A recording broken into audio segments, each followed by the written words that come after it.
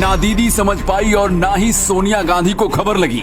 इधर अमित शाह ने अपने अर्जुन को इशारा दिया और वो गोवा में तूफान लेकर आ गया। जिस वक्त बंगाल में पुलिस बीजेपी कार्यकर्ताओं पर आंसू गैस के गोले दाग रही थी, उसी दौरान एक टीम इधर गोवा में अपने सबसे बड़े ऑपरेशन को अंजाम दे रही थी। दिन भर न्यूज चैनलों पर बंगाल की खबरें देखकर ममता बनर्जी को आप कोसते रहे, लेकिन इस बीच कुछ ऐसा हो रहा था जिसकी खबर किसी को नहीं थी। दिल्ली में बैठकर चाणक्य अमित शाह ने 90 डिग्री में जाकर ऐसा झटका दिया है कि सोनिया गांधी की नींद उड़ गई है।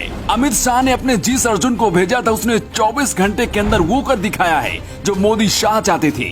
इसीलिए कहते हैं कि मोदी और शाह वक्त का इंतजार करते हैं और ठीक समय पर ही अपना हथौड़ा चलाते हैं। सबसे पहले ये तस्वीर आई जिसमें गोवा के मुख्यमंत्री प्रमोद सावंत के सामने कांग्रेस के 11 में से 8 विधायक बैठे थे। इस तस्वीर के आने से पहले दिल्ली तक मैसेज पहुंच चुका था। कहते हैं इस तस्वीर को देखने के बाद सोनिया गांधी ने राहुल को फोन किया और कहा अब अपनी यात्रा बंद करके वापस लौट आओ, नहीं ये सब विधायक बीजेपी में शामिल हो जाएंगे। और कुछ मिनट बाद ही गोवा भाजपा के प्रदेश अध्यक्ष सदानंद तनवड़े ने ऐलान कर दिया कि कांग्रेस के 8 विधायक बीजेपी में शपथ लेने वाले हैं। ये पहला मौका नहीं है जब गोवा में कांग्रेस को इस तरह से बड़ा झटका लगा हो। 2017 में कांग्रेस ने 17 सीटें जीती थी, लेकिन 13 सीटें होने के बावजूद बीजेपी ने सरकार बना ली थी। 2019 में कांग्रेस के 10 विधायक बीजेपी में शामिल हो गए थे। 2022 विधानसभा का चुनाव हुआ था, तब राहुल गांधी ने सभी 40 उम्मीदवारों को शपथ दिलवाई थी कि अगर चुनाव जीते तो 5 साल तक पार्टी छोड़कर नहीं जाएंगे।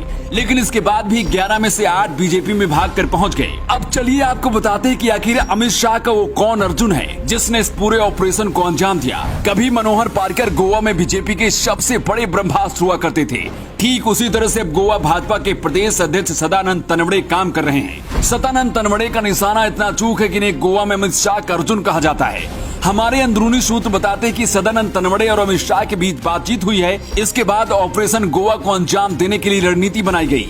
इस साल मार्च के बाद से ही गोवा कांग्रेस के अंदर फूट चल रही थी, लेकिन सोनिया गांधी ने इसे नजरअंदाज किया। 2019 में 10 विधायकों की बगावत के बाद भी सोनिया गांधी ने सबक नहीं लिया और यही वजह कि कांग्रेस को इसका खामियाजा भुगतना पड़ा। मोदी शाह समझ गए थे इसका फायदा 2019 की तरह उठाया जा सकता है और वही किया। सोनिया गांधी का ध्यान बेटे राहुल गांधी की भारत जोड़ो यात्रा पर था। सूत्र बताते हैं कि किसी को शक न हो और मीडिया का ध्यान भटकाने के लिए बंगाल में बीजेपी कार्यकर्ताओं ने प्रदर्शन किया। टीवी पर दिन भर बंगाल की खबरें चलती रही। इसी बीच इधर गोवा भाजपा के प्रदेश अध्यक्ष सदानंद तनवड़े ने कांग्रेस के 8 विधायकों को लेकर मुख्यमंत्री प्रमोद सावंत के पास पहुंच गए और सभी विधायक बीजेपी में शामिल हो गए। एक तरफ राहुल गांधी भारत जोड़ो यात्रा निकाल रहे हैं, लेकिन क्या मोदी शाह के भारत में कांग्रेस तोड़ो ऑपरेशन से पार्टी को बचा पाएंगे? सोनिया गांधी के लिए सबसे बड़ा सवाल ये है कि गोवा में कांग्रेस के पास 11 में से सिर्फ 3 विधायक ही बचे हैं। दावा किया जा रहा है कि ये भी अपना नया ठिकाना खोज रहे हैं। अगर इन्हें रोकना है तो सोनिया गांधी को कुछ तूफानी करना होगा। वैसे आपको क्या लगता है, गोवा में कांग्रेस अपने विधायकों को क्यों नहीं बचा पा रही? अपना जवाब कमेंट बॉक्स में देकर जरूर बताएं। Bureau report, new times.